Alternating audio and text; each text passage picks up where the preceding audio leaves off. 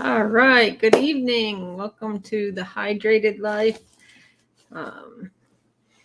podcast. I'm Patty McGee. I'll be your host.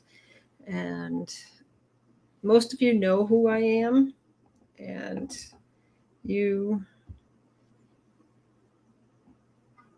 know what I'm about. But for those that don't, I am a 20-year breast cancer survivor. Actually, I'm in my 21st year. I'm a life coach, massage therapist, and I just love life. My whole life, loved I, I've loved life, but I haven't loved myself, and that has set me up for this tonight's podcast because it's been 10 years that I'm celebrating where I went from hating myself to loving myself. So what does that entail? Well, first of all, I'm an author. I'm the author of the book, Hope and Inspiring A to Z Guide for Cancer Patients, Survivors, and Caregivers. And after I went through chemo and radiation, I just realized there was more to life. And I knew there was another person inside of me dying to get out, that wanted to get out and be happy, be free of anxiety, worry, burdensome. And so the last 10 years especially, I have worked extremely hard to overcome all the past wounds in my life, from my mother wounds, my father wounds, wounds of other people, wounds that I've created, and most of it was what I held on to. So Happy New Year, and I want you to celebrate with me, okay? I feel like I went from dead internally to being saved, then delivered, and now healed. And what does that look like? What does that look like to somebody who's struggling with an addiction, somebody who's struggling to overcome their past? Okay, we all have wounds of our past. I don't care who you are. I don't care how much money you have. I don't care where you lived, if you lived in a high society or if you've lived outside, if you were homeless. We all have some kind of wound inside of us that needs healing. And I say that because I know people that have money and I know their struggles. Okay. I've talked to them. I remember one person saying to me after I quit drinking, they're like, wow, that's awesome, but I drink to cope. And I used to drink to cope. People take drugs, people smoke marijuana to cope with the daily stresses, the high stresses that this life creates for us. And so I want to give you a little insight into what has transpired in me over the last 10 years as I dug deep, as I fought for my life and for myself to know who I am, to know the real me. And it all started with what I call my golden ticket to life. I was working at a chiropractic office up in New York, massaging, and if you brought in a new client, you got to pick a square, and I brought my son in and I got to pick the very first square on the Super Bowl board. And the first prize was $250 towards a gym membership. So I thought. And I was all excited. Second prize was a massage gift certificate for me, and third prize was some supplements. So I won this gift certificate to this gym. It was called Garage Gym. And I weighed 208 pounds back then. Was very unhealthy as a massage therapist. I knew it. And I was excited to get started on my journey. So I met at the gym, and what the certificate really was 3 45-minute consultations. The first one was about my habits. The second one was about where I was physically fit. And the third one was the pricing. And if you've ever been to a garage gym, it's so different than like Planet Fitness or LA Fitness or any of those.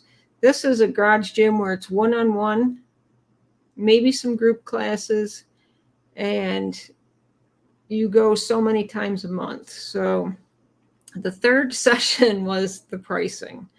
And it was the price for me and my son to work out twice a week together per month, so 8 times a month together, was $532 a month. And I always say, who can afford that? Who would pay $532 a month to work out, right? Well, I couldn't afford it then. So I left there disappointed, but I signed up for a Monday night boot camp. And as I was driving home, I remember just thinking in my head, man, I really wanted to do this for my son and I. Dylan weighed 280 pounds. I weighed 208. We had to get our life together. But I was like disappointed. I was like, whatever, we'll figure something else out. And that was on a Thursday. That weekend, Dylan won $35,000 playing in a Call of Duty tournament. So when he got home that Monday, I said to him, I said, look, you pay the car insurance, I'll pay for the gym membership. And we agreed. So we signed up for 6 months. I called the owner back and I said, I want to do this. And then the next step was getting a personal trainer. I wanted a male for Dylan. He's never had a true male figure in his life to help him along. And I wanted one. And the owner kept saying, nope, we've got some really good female ones, So we ended up getting our personal trainer. And at the same time, we started 2 weeks. We started on my dad's birthday, April 22nd, 2013. And my aunt had died. So on May 10th of 2013, we were burying my aunt. And I remember going to her funeral and my cousin giving the eulogy. It's something that sticks in my mind, just as me being saved, this sticks in my mind. And he got up and he said, she loved her grandkids, she loved her gin, she loved her car, she loved her gin, she loved her husband, she loved her gin, she loved her house, she loved her gin, she loved her pool, she loved her gin. And every other statement was she loved her gin. And I sat there in this funeral and I'm like, what am I going to be remembered for? And it kind of planted a seed.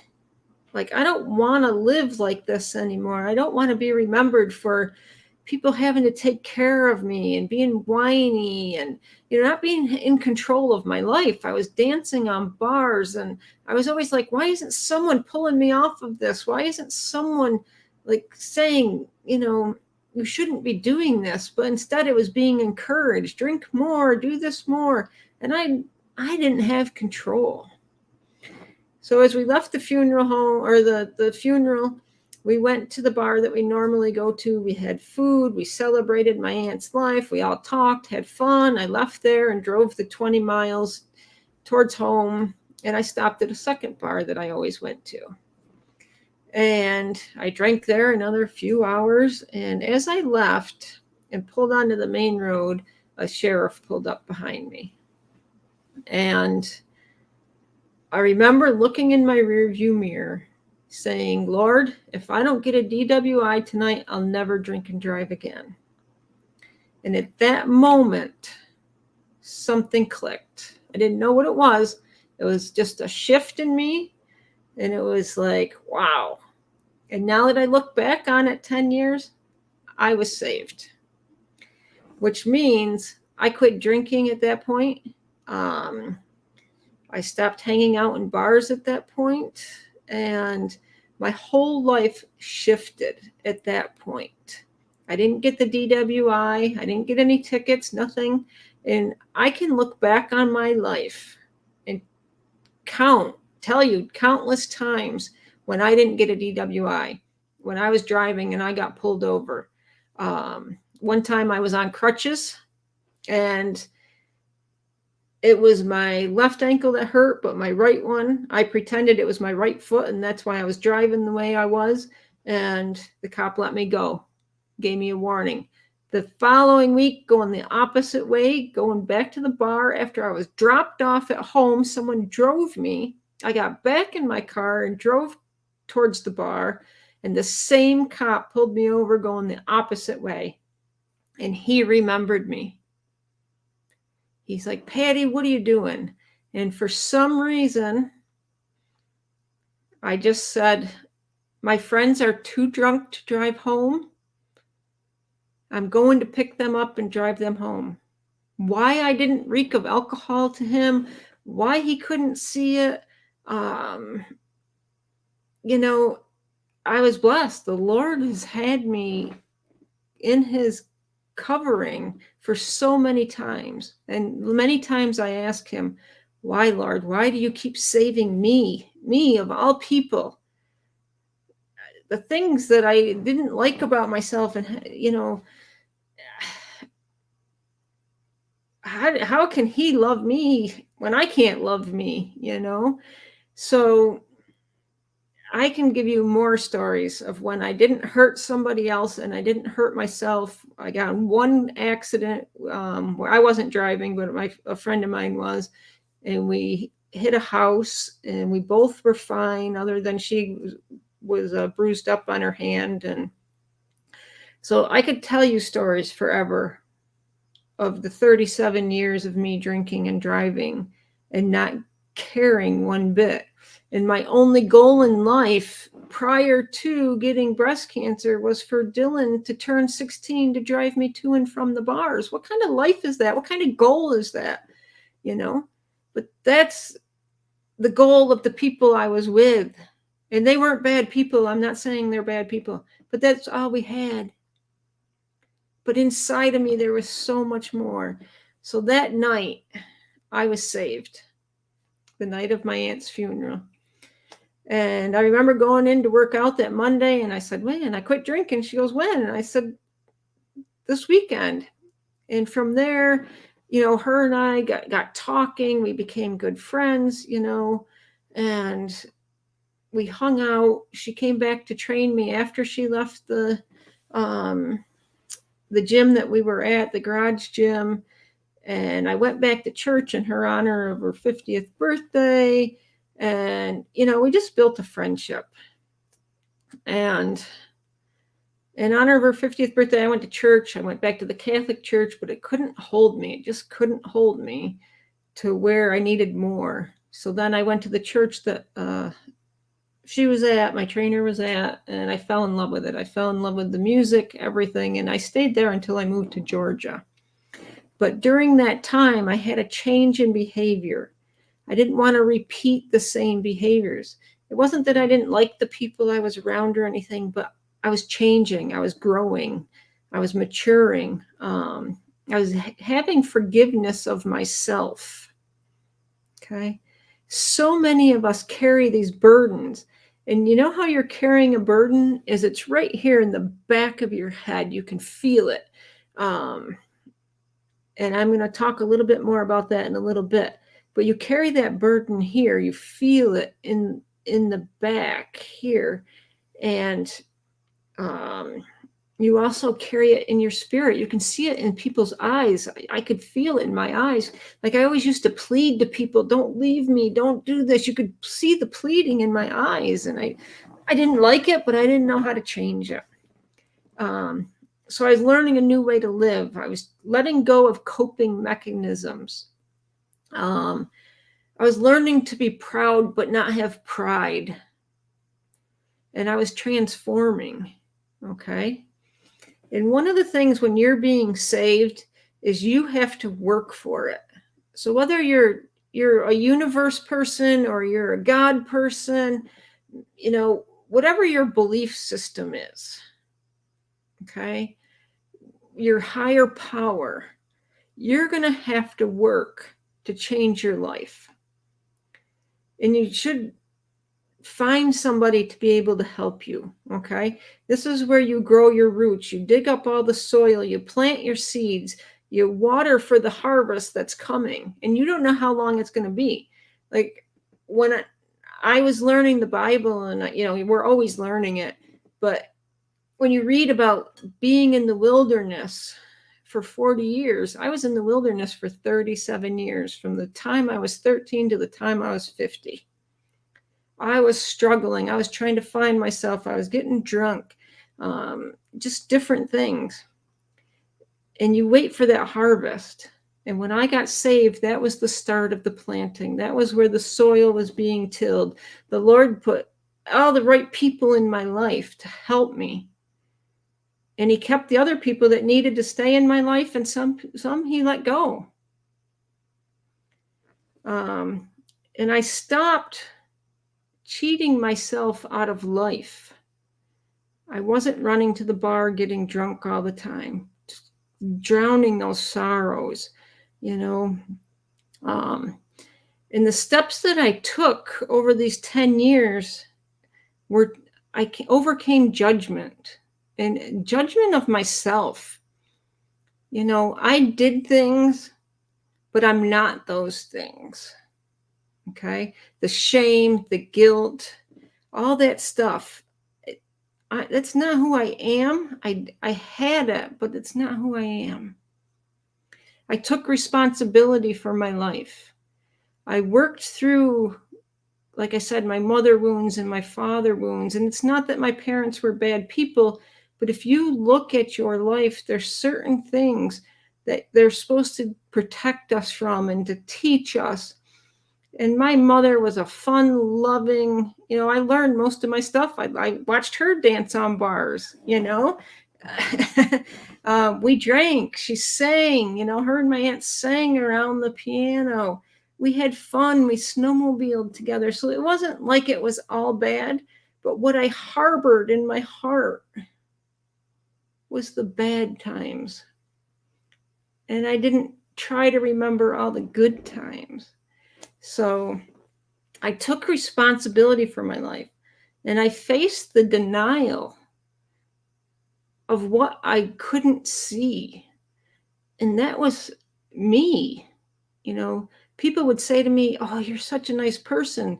And I'd say on the inside, "But you don't know the real me. You don't know the things that I did. You don't know the things that I said."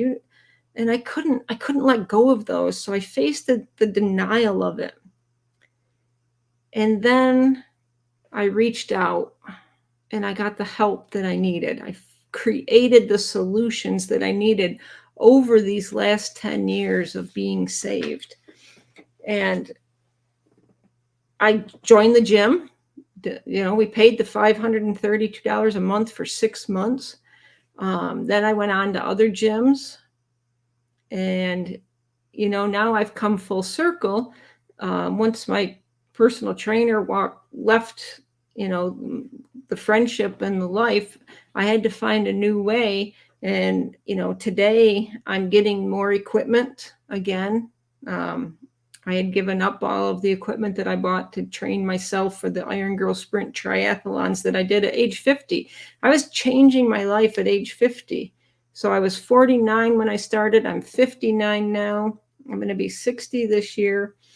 And I'm starting to get some of that equipment back. It's funny how God works in our lives. I was a caretaker. If you were in pain, I gave you everything. And I mean everything. I didn't want anybody to suffer. I would find a way for you, and I would not do things for myself to do for others. So as I was walking through this last 10 years and going to church and meeting new people and getting the counseling, and if I can recommend one thing to you tonight, to find a spiritual counselor, because that's a shift in your spirit and your heart when you're working on yourself, more so than a psychologist. The psychologist is more book smarts, and there's nothing wrong with them, especially if you need medication and stuff. But A spiritual counselor. My friend Faith, she wasn't my friend when we first met. She really helped me while I was being saved from all of my past. She could ask the right questions, and she always put God at the forefront for me. And it was never her opinion on anything. It was always, what she was feeling in the spirit and giving it to me. So these last 10 years, that's what that's been like, pulling it all out. And it's hard work. You're going to cry, you're going to laugh, you're going to overcome, but it's hard work. And when I moved to Georgia, I was looking for a life coach, and I Googled Christian life coaches, because although I had some not good experiences with some Christians, but I had some great ones too. And I knew that there was more to it that I needed to learn. So I found my life coach that I have now, Brenda Underwood. And, she was only going to help me, in my opinion, just set up my business. But she started with all the barriers that were still hounding me, with the procrastination and not taking responsibility and all that kind of stuff. And she worked that all out of me in the first series of everything we were doing. Because like she said to me, I can give you the program, but you're not going to know what to do with it if you don't overcome the self-sabotage and everything. So in overcoming all that in 10 years, what a feeling of freedom. And then I didn't even know what deliverance was, a friend on Facebook that I'd never met personally, just through a program. She's like, we're coming down. I invited her to my house. I picked her and her friend up. She had another friend come over that's from Georgia. And we went to this deliverance conference. And anybody that watched my last video, you understand what it was. But it was just this worship where they called things out of you: self-sabotage, hate, anxiety, depression, anything in your marriage. And I was watching people fall on the ground and almost like levitate off the ground and vomit and all that. And as I'm texting some of my friends, like, this is crazy, this is chaos, I'm not feeling anything. And one of the nights, I think it was Saturday, we had taken a selfie and we were worshiping. And then I looked at the picture on my phone and it was like this. And I saw me for the first time through my eyes. And I went, wow, you're beautiful. And all that burden that I talked about back here, everything in my limbic system, I didn't know it at the time, but everything in my limbic system that was holding all the burdensomeness, the hypothalamus, the amygdala, the thalamus, and the hippocampus, where all of your fear, your rage, your anxiety, where all of that's held back here, disappeared. As soon as I saw my beauty, as soon as I saw me. And it was like the most incredible experience I ever had in my life. One of them that's happened this was November of 2022. So our limbic system, this slight shift that I had, that all that disappeared, and all the begging in my eyes, the pleading, all of it went away. Like, it was a feeling that I've wanted for 59 years. And so this limbic system, it facilitates our memory storage. It establishes our emotional states. It's linked to the consciousness, the intellectual functions of our cerebral cortex with our unconscious and autonomic functions of our brainstem. And it holds everything in there. It's our fight and flight. And I held that since I was 13 years old. And actually, even before that, I had so much loss in my life that I held everything into me. I clung to it. I clung to every paper that Dylan ever gave me. I clung to all the bad thoughts about myself, and I put it all back here and stored it. And all of it in that second. Just looking at myself in a selfie picture, I saw through it. I saw me, and I saw how beautiful I was. How many of you right now can say, you look in the mirror and say, I'm beautiful? With your pimples, without your makeup, and it's like a release. You see through new eyes. You see yourself as healthy and whole. And I was just mind blown that you can shift from that, because I was watching people, like I said, laying on the floor and vomiting, passing out. Their poor kids were crying, thinking they were dead. And I was like, wow, what a feeling. I just had to stand there. I just had to look at myself in a picture as I was worshiping to this music. And we were really just calling Holy Spirit fire and out. That's all it was. It wasn't any long prayers. It wasn't anything. It was just like we call out, self-sabotage. We call out hatred, anxiety, depression, problems in our marriage, whatever, singleness. And it just shifted. It just went away. And I was like, wow, this is what it's like to be free from life, from condemnation of other people, and from anxiety, depression, everything. Like I have been contemplating going to get on medication for ADHD and stuff. And I didn't even need it. I just had to learn the tools to break free.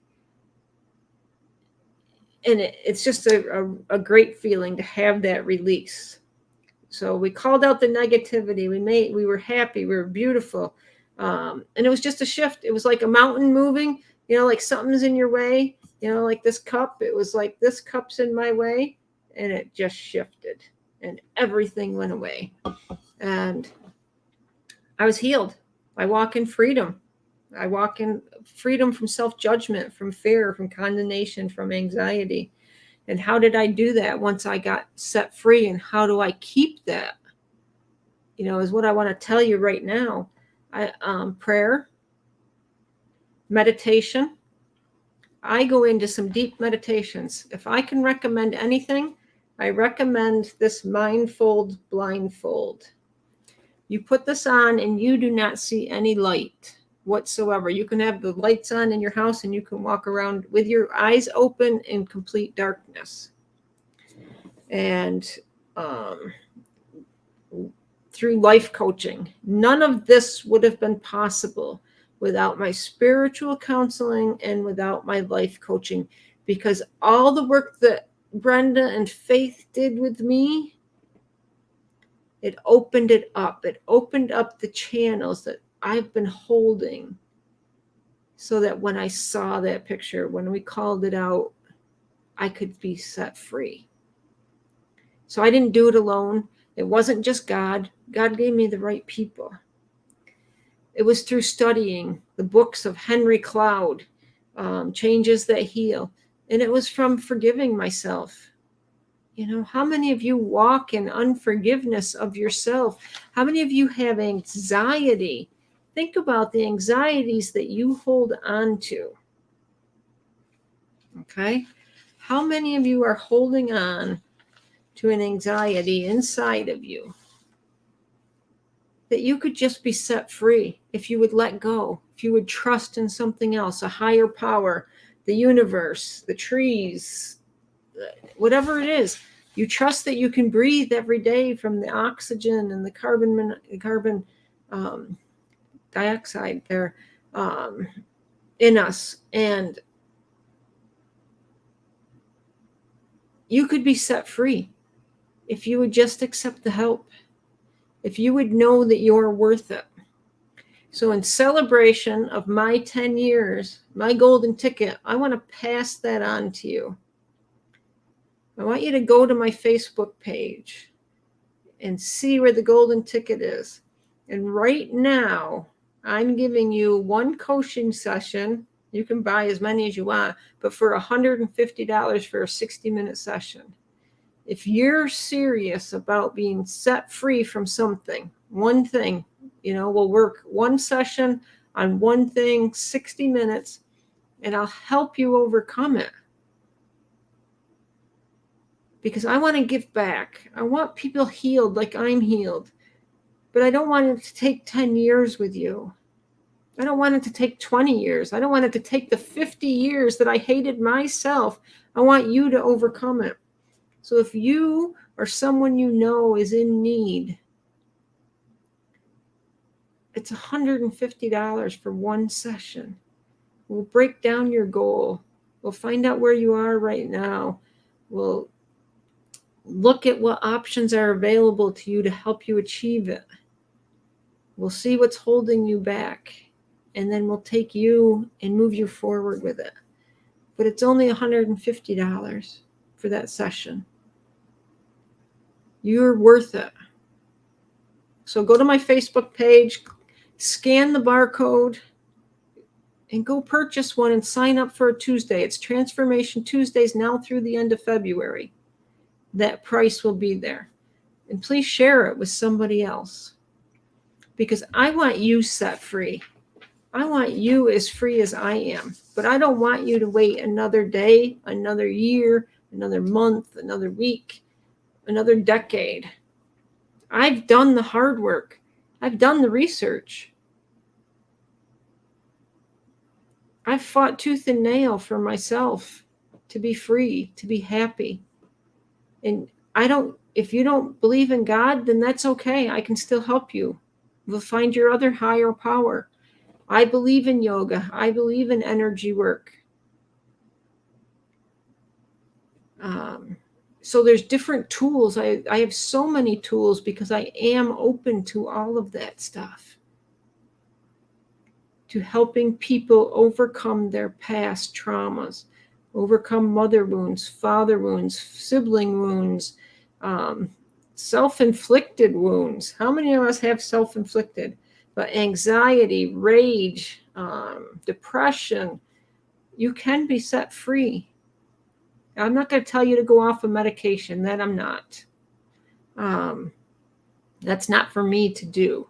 But for me is to take you mentally and overcome and shift from that soul where everything is dark and bring light to it and shift it. Get rid of that limbic system fear that's back here, that burdensomeness, everything, and set you free.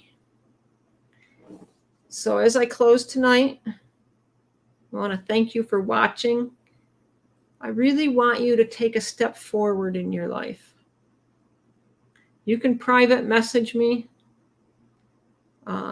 Ask me more details. We can set up a clarity call if you want to go to my website, www.thehydratedlife.net, and set up a clarity call. We can do it that way. But I have right now the best deal you're going to find anywhere. One session for $150 to get you on started. And then I have other programs, depending on what your needs are, that we can talk about. Okay. I'm going to pray us out, and I hope you all have a great night. I hope you all have a wonderful week. Know that you are worth taking care of you first so that you can take care of others. So, Lord, I just thank you for all the blessings in our lives. I pray for good health and healing for everyone watching this live and listening to the replay. Please use us to do what no one has ever done before in our families, in our state, and in our country. Walk through our houses and take away all the worries, all disease, and all illness. Heal us and watch over our families and friends. Where there is chaos, bring peace. Where there is darkness, bring light. And put love in all of our hearts. We just thank you in your almighty name. Amen. Have a blessed night. Stay healthy, whole, stay hydrated, eat healthy, and go love on somebody. Thank you.